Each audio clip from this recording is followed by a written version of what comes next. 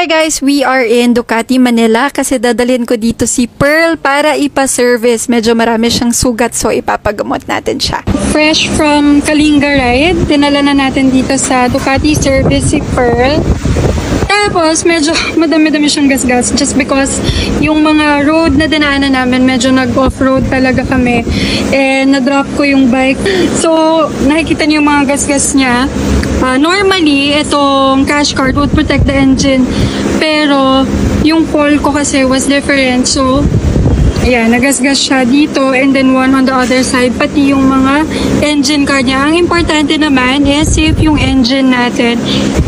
So, same dito sa kabila. Meron din dito. Medyo deep mark na yung gasgas niya. Tapos, ito pa.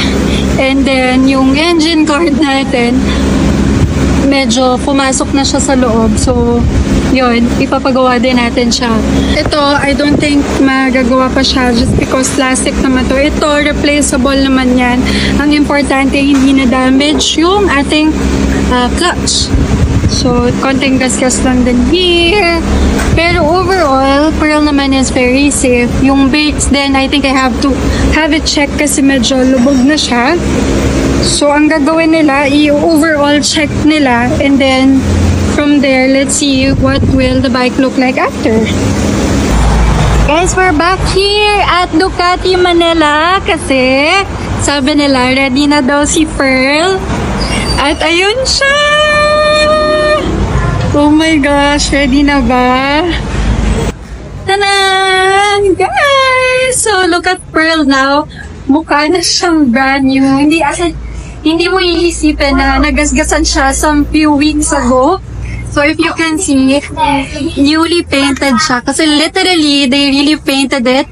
Dito lang yan sa Ducati service. So, ang maganda pala dito, guys, sa service ng Ducati, whatever the condition of your bike is, kapag dinala mo siya dito, they can fix everything. So, dito kay Pearl, kasi nung dinala namin siya sa Kalinga, na-drop siya, and nagkaroon siya ng mga gas-gas and all.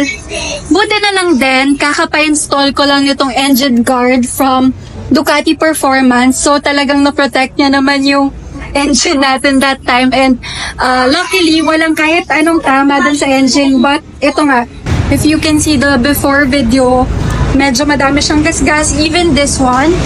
So, ang galing na nagawa nila, kahit yung cash guard natin, wala yung gas-gas dito, wala na yung gas-gas dito, and then, meron din kasi sa kabila. So, ito, if you can see, it looks like brand new na talaga. And then, if you bring your bike, tapos merong konting natanggal sa mga stickers, sa decal, they can also replace it here. So, like this one, ayun, parang bago na talaga siya. Actually, guys, bago na talaga yung pinalit siya. And, ito, same here. Meron din kasing naging gas-gas dito, but they were able to repaint it na parang bagong-bago talaga.